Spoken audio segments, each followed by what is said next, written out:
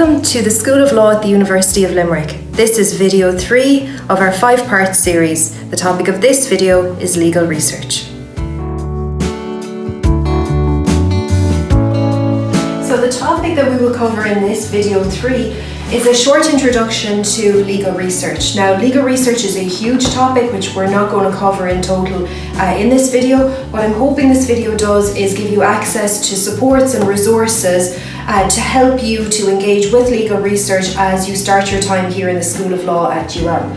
So a couple of important things in terms of legal research is being able to use the library, knowing what's in the library and what resources are available to you, using the legal databases where you're going to find your journal articles and your case law, being able to access textbooks, so both accessing e-versions of textbooks but also the physical textbooks in the library, both in the law library section and also in the short loan section. And then also we'll do a tiny brief note on case law and just a few tips on how to engage with case law. So the most important site for you in terms of your legal research will be the link, and we have it down here, to the ULGlucksman library. So again, when you go onto the library website, it's very user-friendly. It has lots of tabs across the top where you will see about accessing supports, talking to the dedicated librarian for arts and humanities, which the law school is part of. But also as well, you can order books, you can access the databases online and at home even when you're not on the UL campus. You can also go into the library, to the physical space that is the law library, where there's lots of study spaces. You'll be able to meet your classmates, access newspapers, magazines, etc. And also, as I mentioned, there is a dedicated librarian there to help you with any research requests that you might have or support that you might need.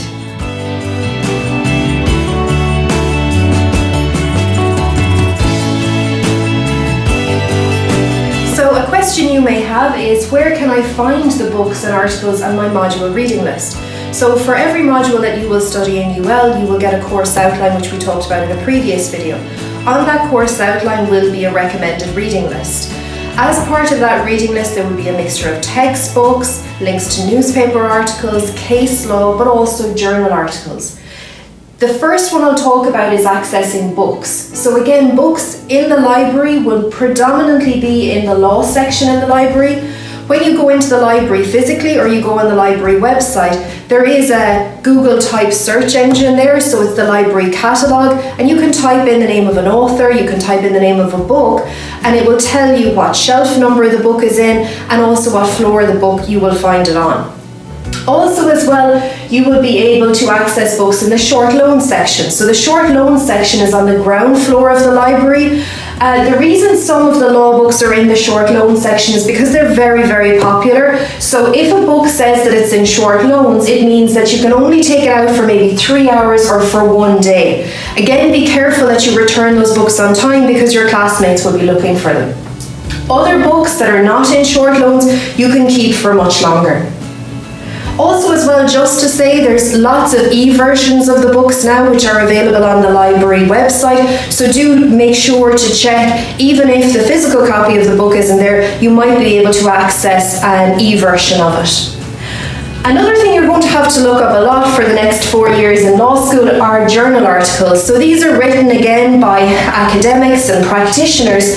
And again, you probably will wonder, well, where will I find these journals? Because predominantly they live online. Some have physical copies that are in the library, but for the most part it's easiest to find them online.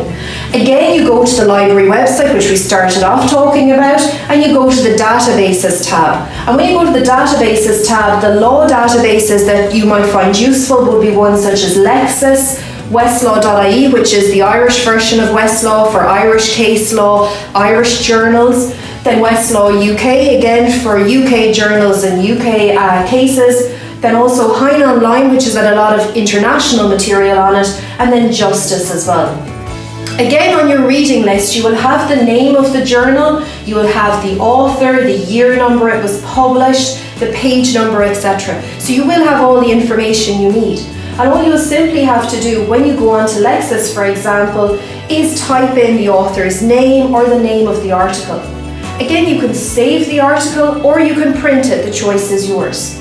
It's important to read some journal articles because it will help you with the topic we were talking about in our last video, which is ensuring that you have lots of analysis in your law essays and in your problem questions.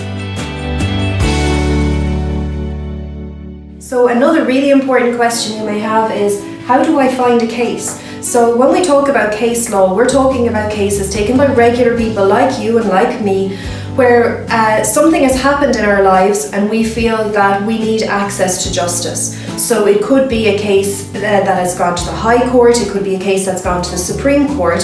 So again, in accessing these cases which have happened in the past, you are going to need to find out, where do I find those cases? Again, a module lecturer will recommend textbooks to you, and these are often the easiest place to find a case because it's very accessible. You go and you find the textbook, there'll be a short summary of the case in there, and it will lead you into reading about the case in a very easy to read and understandable way. If you need to access the whole case though, including the judgment, then go to the legal databases that we just talked about, such as Lexis or Westlaw. Again, similar on the reading list or in the textbook, it will have the citation. So what we mean by the citation is the year that the case took place, but also the number of the case so that you can identify it. Again, you can type this into the search box in these databases and you will get the case itself, including its judgment. Don't worry, in your first year modules you will get support in tutorials and in many of your modules itself about finding and working with case law.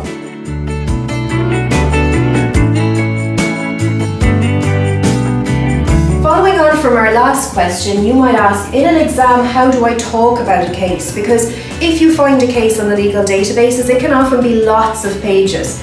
And how do you condense that into an exam answer?